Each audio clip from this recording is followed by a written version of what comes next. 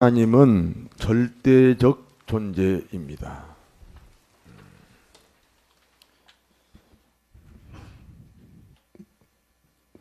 하나님이 절대적 존재라는 걸 인정하십니까? 그러면 하나님 외에는 다 상대적 존재라는 거죠. 해 스스로 존재하지 못합니다. 달 스스로 존재하지 못합니다. 별 스스로 존재하지 못합니다. 상대적 존재입니다. 사람 스스로 존재하지 못합니다. 스스로 존재하는 분은 하나님 분입니다. 하나님만이 절대적 존재입니다.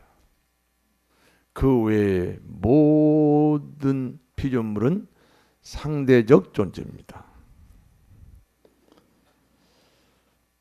상대적 존재라는 것은 하늘이 있으면 땅이 있고, 바다가 있으면 산이 있고, 낮이 있으면 밤이 있고, 흰색이 있으면 검은색이 있다는 거예요. 그러므로 인간의 지식도 상대적입니다. 어떤 지식이든지 반대쪽 지식이 있습니다. 그것을 인정하지 않을 때 편견이 됩니다. 편견이란 중심에 서지 못하고 한쪽에 치우친 것을 말합니다. 지식은 지식이야말로 편견입니다.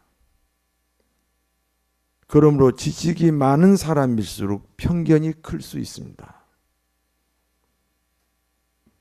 편견은 자기가 아는 지식까지 지식이 되지 못하게 합니다. 부부간에 믿음이 좋은 아내를 많이 무시했던 믿음 없는 남편, 얼마나 많은 편견 때문에 인권을 유린했는지 모릅니다. 인권.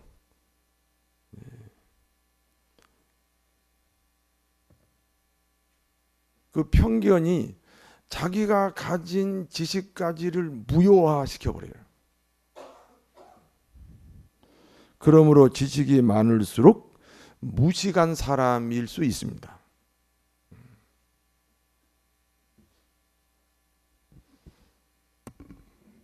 다 그런 건 아니지만 철학자, 자기 철학 때문에 굉장히 무식합니다. 의사, 자기 의술 때문에 굉장히 무식할 수 있습니다. 불신자, 자기 생각 때문에요. 하나님에 대해서 얼마나 무식합니까? 상대방을 인정하면 자기 지식도 살아남습니다. 편견은 자기 지식까지를 무효화시킨단 말이에요. 경험이잖아요, 경험. 기독교는요, 이론이 아니에요. 정신세계가 아니에요. 경험이에요. 경험하지 않는 기독교인이 경험한 기독교인에 대한 편견을 가지면 안 돼요. 그러면 자기가 가진 기독교 신앙까지도 무효가 될 수 있어요. 어떤 부자에게 2명의 아들이 있습니다. 둘째 아들이 아버지에게 받을 유산 상속분을 미리 달라고 합니다. 둘째 아들이 자신에게 돌아올 상속분을 미리 달라고 하는 데는 이유가 있습니다. 아들은 아버지가 되고 싶은 겁니다. 아들은 아들의 입장만 알지 아버지 입장은 알지 못합니다. 아버지 앞에 아들의 편견입니다. 아버지는 둘째 아들의 요구대로 둘째 아들에게 해당되는 유산 상속분을 미리 주었습니다. 둘째 아들은 자신이 받은 유산 상속분을 절대 관리하지 못합니다. 중심에 서지 못하면 편견이 되고, 편견을 가지면 절대로 받은 복을 관리하지 못합니다. 여러분 믿음도 복이잖아요. 편견 때문에 믿음이 안 생겨요. 또 믿음이 생겨도 관리가 안 되니까 바로 놓쳐버려요.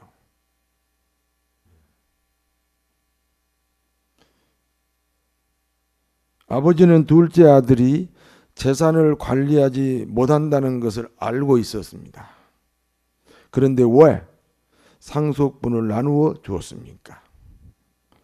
아들은 아버지 것, 내 것 이렇게 나누는 아들입니다. 이미 마음이 떠났습니다. 여러분, 하나님 것, 내 것 나누시면 안 됩니다. 내 목숨이 내 거지요. 그러면서 동시에 누구 거예요? 하나님 겁니다.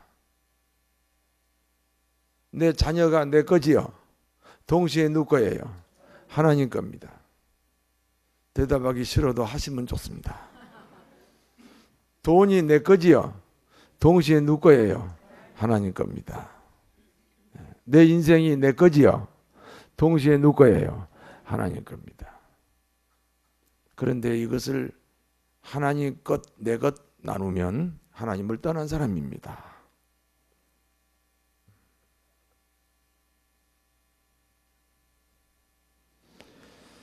같이 있어도 떠난 아들입니다. 그러므로 아들의 요구대로 재산을 나누어 주었습니다.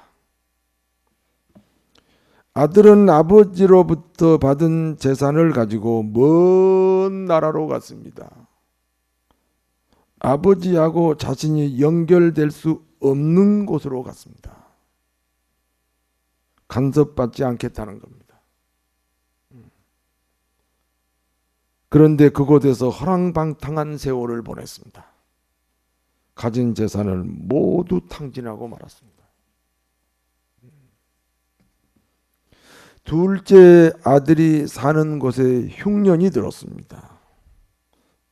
옛날에는 흉년이 들어도 아버지가 있어가지고 아버지의 보호를 받으니까 흉년인지 몰랐어요. 그런데 아버지가 없잖아요. 누가 도와주는 사람이 없잖아요. 재산도 모두 없어지고 주위에서 아무도 도와주지 않습니다. 아버지 신세만 지고 살았던 아들입니다. 이제야 드디어 궁핍함을 깨닫기 시작합니다.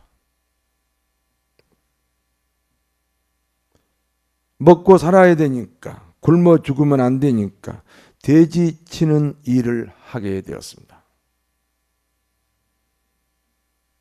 돼지가 자는 곳에서 잠을 자고 돼지가 먹는 쥐엄 열매를 먹고 삽니다.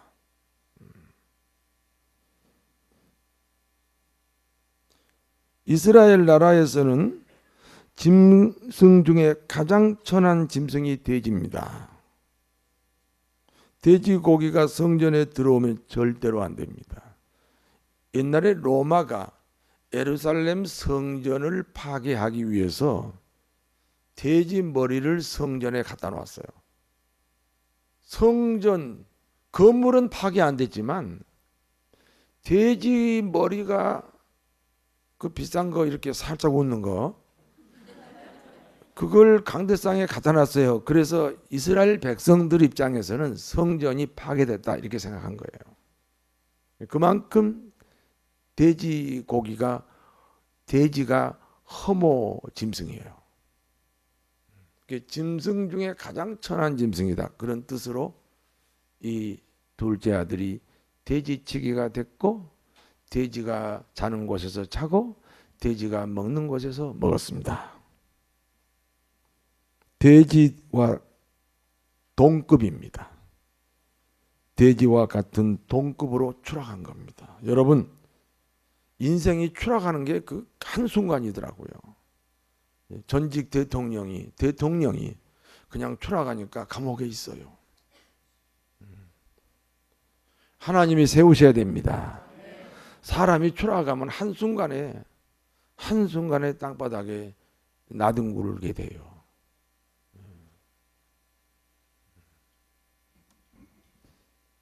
가진 것에 대해서 소중하게 생각합시다. 남편들은 아내를 감사하고 아내들도 남편을 감사하고, 부모는 자식에 감사하고, 자식은 부모에 감사해요. 추락하면요, 다 잃어버릴 수 있어요.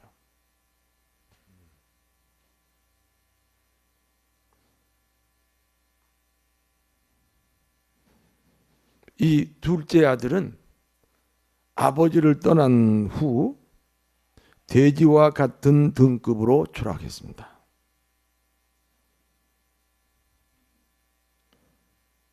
사람은 언제부터 인생의 방향을 하나님 쪽으로 바꾸게 됩니까? 여러분은 하나님 쪽으로 여러분의 인생의 방향이 바뀌었나요? 한번 물어보세요. 당신의 인생의 방향이 하나님 쪽이에요? 아니에요? 물어봐요.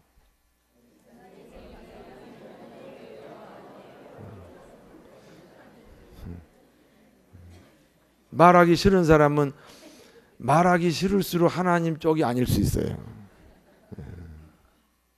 오늘은 몇 번 물어볼 거예요. 제가 물어보는 이 원고가 그렇게 돼 있어요. 원고대로 하는 거예요.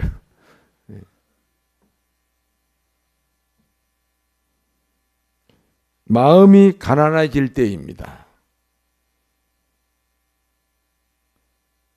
마태복음 5장 3절입니다. 한번 같이 읽습니다. 심령이 가난한 자는 복이 있나니 천국에 그들의 것이며. 마음이 가난하다는 말은 빈 마음입니다. 예수님이 어떤 마음에 들어가시느냐 하면 빈 마음에 들어가십니다. 예수님이 베들레헴에 오셨을 때 말구유에 가셨잖아요. 사람의 방에 들어가지 못했습니다. 사람은 근본적으로 주님을 거절하게 돼 있습니다. 어떤 사람도 우리가 죄인으로 태어났기 때문에 하나님을, 예수님을 거절하게 돼 있어요. 그러니까 이 말구유 같은 마음이라는 거죠. 인간의 요소가 다 없어요. 과거에 가진 지식, 경험, 내가 알고 있는 상식을 다 버려야 돼요. 말구유가 돼야 돼요. 그 전에 모태 신앙들은요, 부모의 강요에 의해서 교회 다녔는데 또 결혼하고 나니까 또 부인이 강요하네. 그래서 계속 거절하는 거야. 말구유가 되지 못하는 거야. 그 강요가 얼마나 축복인지를 모르는 거예요. 말구유가 돼야 돼요. 다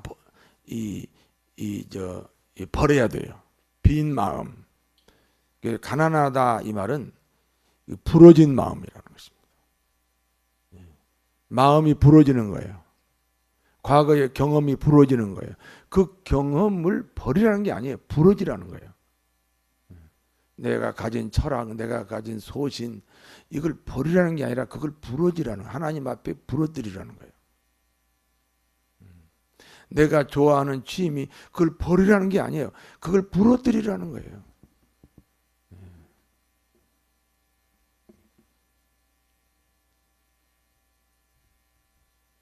마음이 가난하다는 말은 빈 마음, 부러진 마음입니다. 볼지어다 내가 문 밖에 서서 너희 마음의 문을 두드린다. 누구든지 너의 마음의 문을 열어라 하게. 마음의 문을 열어라. 마음이 부러져야지 열리지. 그러면 내가 너와 더불어 먹고 너는 나와 더불어 먹으리라.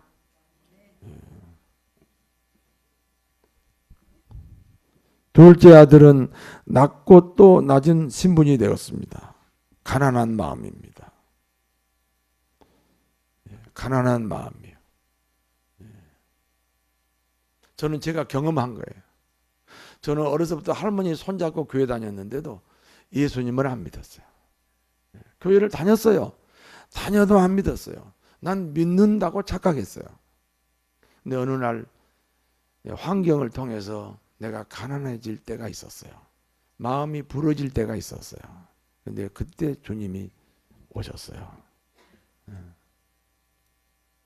이 시간에 여러분 심령에 주님이 찾아오시게 되기를 바랍니다. 예. 돼지 신세가 됐어요. 돼지와 동급이 됐어요. 그러니까 문득 스스로 이런 생각을 합니다. 내 아버지 집에는 양식이 풍족한 품꾼이 있다. 아버지 되고 싶어서, 아버지 간섭 받고 싶어서 아버지하고 연결이 안 되는, 가능하면 멀리 떠났는데, 그래서 낮고 낮은 처지가 되고 형편이 되고 마음이 가난한 마음이 되니까 문득 아버지 생각이 나는 거예요. 내 아버지 집에는 양식이 풍족한 품꾼이 많다. 내가 여기서 여기 있으면 굶어 죽게 된다. 이런 아버지께로 돌아가자.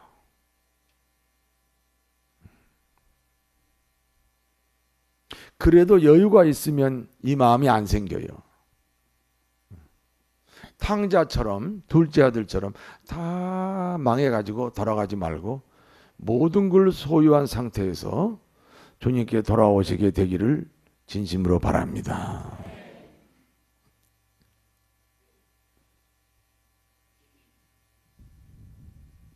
둘째 아들은 무거운 발걸음으로 아버지 집으로 향하고 있습니다. 아버지를 만나면 용서를 빌기로 결심합니다. 아버지, 나는 하나님과 아버지께 죄를 지었습니다. 여러분, 사람하고 관계는요, 하나님하고 회복이 되면 사람 관계는 저절로 회복이 돼요.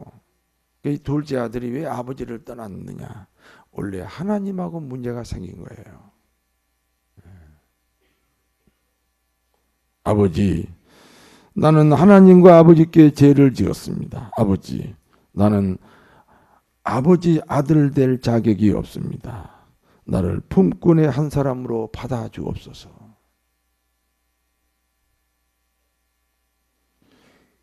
그렇게 결심하고 집을 향해 발걸음을 옮겼습니다. 처음에는 발걸음이 무겁습니다. 한 걸음 떼는 게 천근이고 두 걸음 떼는 게 만근입니다. 여러분, 처음에 교회 올 때 발걸음이 무겁지요? 처음에 온 분이 아무도 없군요. 그런데 발걸음을 옮길 때마다 점점점 가벼워집니다. 집 가까이 왔을 때는 새처럼 즐거운 발걸음이 되었습니다. 걱정하지 마시고 주의 전으로 오시기를 바랍니다. 둘째 아들이 집을 떠난 후 아버지는 수평선 너머 먼 곳을 바라보는 습관이 생겼습니다.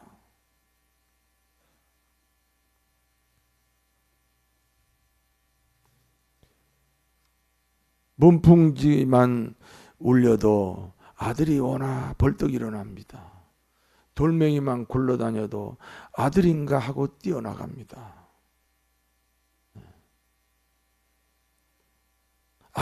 둘째 아들이 집 떠난 후에 한 번도 잠을 제대로 잔 적이 없습니다.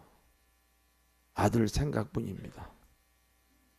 그날도 여전히 먼 수평선을 바라봅니다. 수평선 너머 검은 점 하나가 나타났습니다. 점점 커지면서 사람의 모양이 됩니다. 아버지는 집 나간 아들이 돌아온다는 것을 알았습니다. 맨발로 뛰어갔습니다. 돌아온 아들을 불쌍히 여겼습니다. 원망하지 않습니다.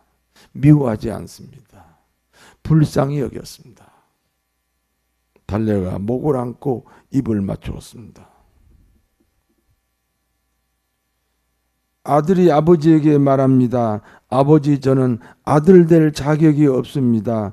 지금부터는 아들이라 하지 말고 품꾼의 하나로 써주십시오. 배고파요. 품꾼의 하나로 저를 불러주세요. 아버지는 돌아온 아들의 말에 대꾸하지 않습니다. 그리고 돌아온 아들에게 3가지 선물을 주었습니다.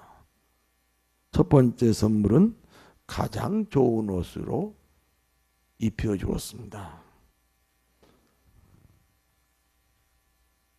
거지 옷을 벗기고 아들의 옷을 입혔습니다. 타락한 삶을 청산하고 거룩한 삶의 회복입니다. 두 번째 선물은 손에 가락지를 끼웠습니다. 상속자로서의 회복입니다. 여러분, 제가 이제 지금부터 성경 구절을 얘기할 텐데 그 얘기 또 안 해요. 그러면 문제가 있는 거예요. 내가 여러분에게 구원 받았습니까? 이렇게 물어보면 그 소리 또 안 해요. 그러면 구원 안 받은 사람이에요. 근데 어머, 그럼요. 얼마나 반가운 말인데요. 그러면 구원 받은 사람이에요. 한번 옆에 사람에게 구원 받았습니까? 물어보세요. 그래 뭐라 그래요? 귀찮다 그래요? 뭐 그런 얘기 또 하냐 그래요? 뭐 수상한 거예요. 근데 기뻐요? 그럼 구원받은 거예요. 로마서 3장 23절이요. 같이 읽어요. 네. 하나님의 영광에 이르죠. 하나님과 단절이 되었다. 로마서 6장 23절입니다. 죄의 싹은 사망이요. 예, 죄의 싹은 사망이요. 5장 로마서 5장 8절입니다. 우리가 아직 죄인 되었을 때 그리스도께서 우리를 위하여 죽으심으로 하나님께서 우리에 대한 자기의 사랑을 확증하셨느니라. 우리가 아직 현재 죄인이에요. 하나님의 사랑받을 자격 없어요. 하나님과 원수가 아니에요. 그런 나를 위해서 예수님이 죽었어요. 그게 하나님의 사랑의 확증입니다. 베드로전서 3장 18절입니다. 읽어요.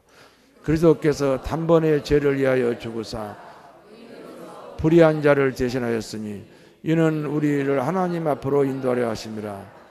육체로는 죽임을 당하시고 영으로는 살리심을 받으셨으니. 이 말씀이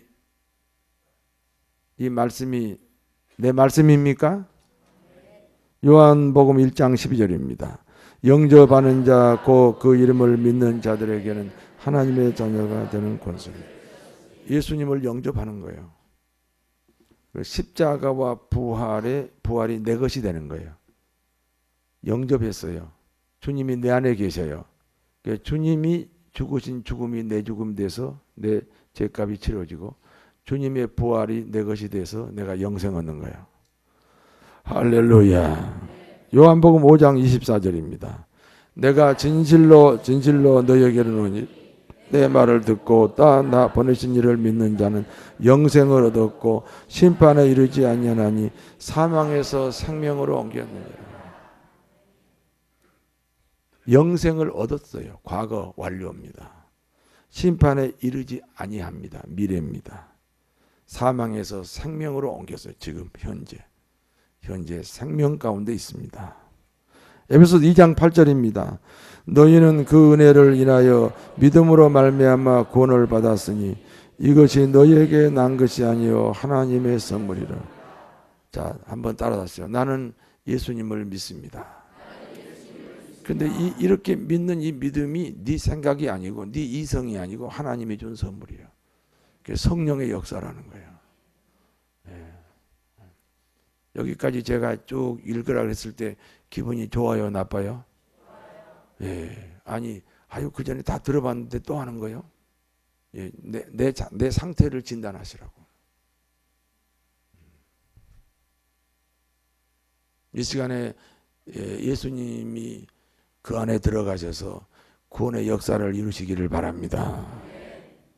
한 번 아들이면 영원한 아들이다. 아버지, 나 품꾼의 하나로 써주세요. 아니야, 너는 아들이야. 원래 아들이었어. 지금도 아들이야. 구원은 변하지 않습니다. 그런데 구원받는 사람이 잘못 사니까 탕자가 됐었지요. 돌아오니까 다시 회복입니다. 세 번째 선물은 발에 신을 신겨 주셨습니다. 종은 주인 앞에 신을 실을 수 없습니다. 분명히 저는 종으로 받아주세요. 아들이 아버지 앞에 저를 종으로 받아주세요. 그런데 아니야, 너는 아들이야. 그리고 신을, 돌아온 아들에게 신을 신겨줬어요. 돌아오면 됩니다. 돌아오면 회복을 하십니다. 돌아오는 방법이 나를 발견하고 인생의 방향을 바꾸어서 주님 앞으로 오는 것입니다. 아버지는 돌아온 아들이 기뻐서 잔치를 베풀었습니다. 살찐 송아지를 잡았어요. 내 아들은 죽었다가 살아났고 잃었다가 다시 얻었다 하면서 모든 사람들과 더불어 즐거워하였습니다. 여기까지가 본문의 내용입니다. 오늘 본문이 주는 교훈을 말씀드립니다. 첫 번째입니다. 사람의 가치는 하나님의 거리와 정비례합니다. 하나님의 가치, 사람의 가치는 하나님과의 거리에 정비례한다. 아들이 멀리 가잖아요. 하나님과 거리가 멀어질수록 가치가 떨어져요. 돼지가 됐어요. 돼지하고 동급이 됐어요. 그런데 이제 돌아오잖아요. 점점 가치가 아버지하고 동일해집니다. 아들하고 아버지하고 누가 더 가치가 있어요? 아니 물어보잖아요. 제가 아들하고 아버지하고 누가 더 값이 나가요? 똑같잖아요. 그러니까 아버지에게 오니까 아버지하고 동일한 가치가 됩니다. 여러분이 하나님께 오면 하나님과 동일한 가치가 됩니다. 우리가 하나님과 가치가 같아요. 근데 하나님이 내가 언제 술 먹지 마라, 담배 피지 말아라, 포건하지 말아라, 도덕적으로 살아라, 윤리적으로 살아라, 나 그런 말 한 적 없어요. 우리의 가치가 누구하고 동일해요? 그러면 못하는 거예요. 내 가치를 깨달으시기 바랍니다. 아니 문재인 대통령이 말이야, 자기 대통령인데 어디 가서 뭐야 고스톱 찍었어요? 대통령인데. 대통령이라는 가치가 있잖아요. 대통령이 말이요 한 3분 얘기하려면요 30명의 그 비서들이 3개월 동안 연구해서 3분 얘기하는 원고를 써줍니다. 왜? 그 가치 때문에 그래요. 가치. 난 대통령이라는 가치 때문에 말을 함부로 안 해요. 응? 내가 하나님하고 가치가 똑같은데 부부싸움 해요? 문재인 대통령이 모르면 몰라도 부부싸움 안 할 거요? 청와대에서 부부싸움 하겠어요? 대통령인데. 대통령 끝나면 할지 모르지만 딱 적어놨다가 나중에 할지 모르지만 우리가 가치가 문재인 대통령보다 훨씬 더 귀합니다. 우리 가치는 하나님과 동일합니다. 하나님이 함께 하시면 우리 가치가 하나님하고 동일합니다. 우리가 어떻게 살아야 될 건지 굳이 얘기하지 않아도 내 가치만큼 살면 됩니다. 내가 어떤 가치인데, 내가 주일날 어떤 가치인데 내가 등산을 가요? 내가 어떤 가치인데 축구장에 가요? 내 가치만큼 살아야 돼. 주일날 예배당에 와야 돼요. 그게 내 가치예요. 가치대로 사는 거예요. 나는 하나님과 동일한 가치.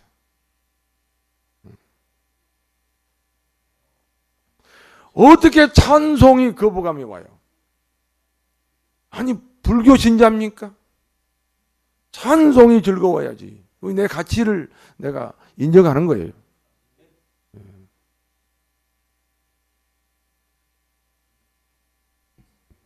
우리는 어려울 때 기도합니다.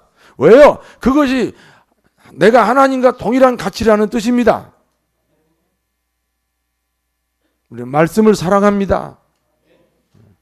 그것이 하나님과 내가 가치가 동일하다는 뜻입니다. 우리는 주님 앞에 왔습니다. 탕자가 아버지를 떠났을 때는 돼지 신세 돼지 가치지만은 아버지께 왔을 때는 아버지하고 동일한 가치가 됐습니다.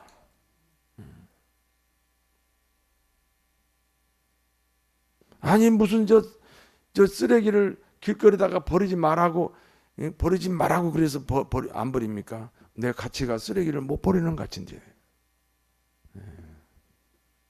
내가 길거리다가 쓰레기를 버릴 만큼 그렇게 무가치한 존재가 아닙니다. 나는 하나님과 동행하는 사람입니다. 탕자가 아버지께 돌아온 것과 동일한 삶을 우리가 살고 있다는 사실을 기억하시기를 바랍니다. 두 번째입니다. 신앙의 회복은 자기 모습이 보일 때부터입니다. 둘째 아들 탕자가 문득 생각합니다. 내가 돼지와 같은 신세구나. 내가 돼지와 같은 동급이구나. 그때 아버지가 보이는 거예요. 자기 자신을 본 다음에 아버지를 보는 거예요. Without knowledge of self, there is no knowledge of God요. 나를 보지 못하면 하나님을 볼 수 없어요.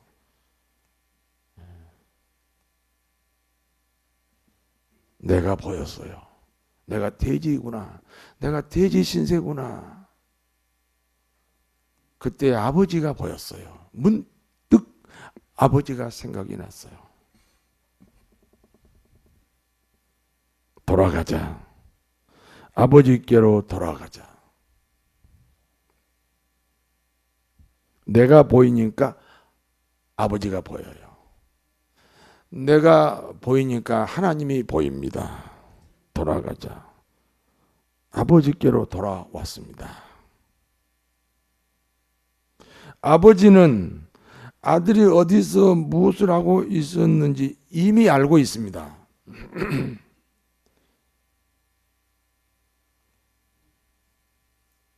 기생집에서 술을 먹고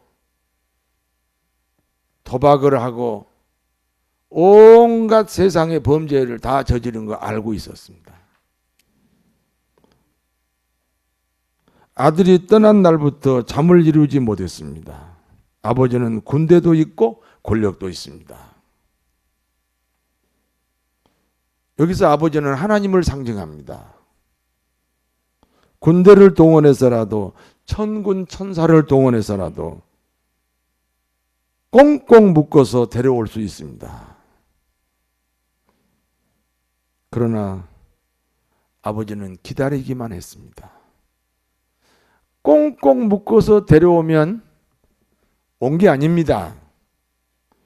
스스로 와야 오는 것입니다. 그래서 기다리고 계신 겁니다. 여러분, 은행에 돈 훔치러 갔는데 경찰관이 있어서 그냥 왔어요. 돈 훔친 거야, 안 훔친 거야? 그건 훔친 거예요. 선악과를 먹으러 갔더니 천군 천사가 지키고 있어서 그냥 왔어요. 그건 따먹은 거야, 안 따먹은 거야? 그건 따먹은 거예요. 스스로 돌이켜야 돼요. 신앙생활을 스스로 하셔야 돼요.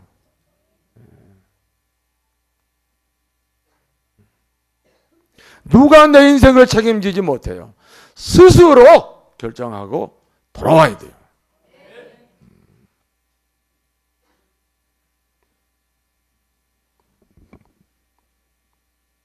얼마든지 아버지가 강요해서 억지로 군대 동원해서 꽁꽁 묶어서 데려올 수 있습니다. 근데 아버지는 잠을 이루지 못하는 고통을 당하면서도 아들이 스스로 돌아오기를 기다렸습니다. 그래야 돌아온 겁니다. 여러분, 신앙생활을 누구의 강요에 의해서 하시면 안 됩니다. 이제는 내 신앙으로 하셔야 됩니다. 내 믿음으로 하셔야 됩니다. 습관이 아닙니다. 부모 때문이 아니에요. 남편 아내 때문이 아니에요. 독립된 인격체로 개체로 주님께 와야 되고 주님과 만나야 되고 주님과 함께 하셔야 됩니다. 편견은 자기 스스로를 무식하게 만드는 거예요. 편견을 버리셔야 됩니다.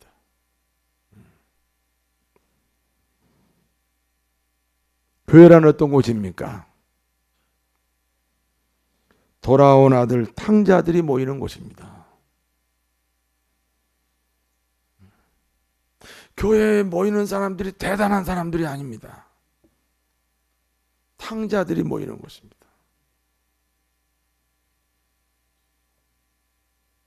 여러분 자신을 누구라고 고백하십니까? 돌아온 아들을 위해 예수 그리스도라는 송아지를 잡아 잔치하는 곳이 교회입니다.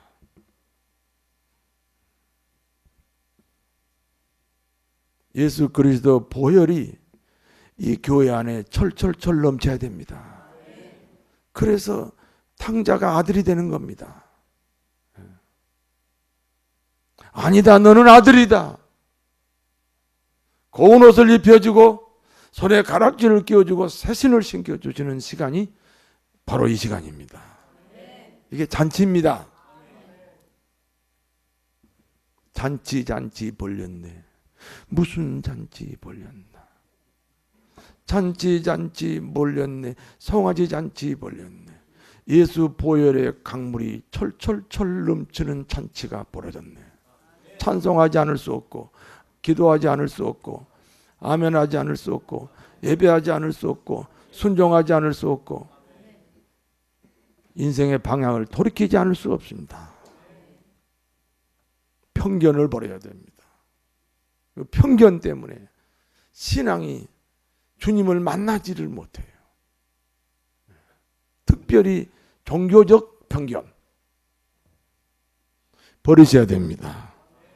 예수 그리스도 보혈이 우리의 심령과 교회 위에 넘치시기를 진심으로 축원합니다. 기도하겠습니다. 하나님 감사합니다. 탕자들이 모여서 잔치를 벌입니다. 이 잔치를 축복하고 또 축복하여 주옵소서. 보혈이 넘쳐 흐릅니다. 기쁩니다. 감사합니다. 은혜입니다. 권세입니다. 2019년의 삶이 송아지 잔치가 되게 해 주옵소서. 예수님 이름으로 기도하옵나이다.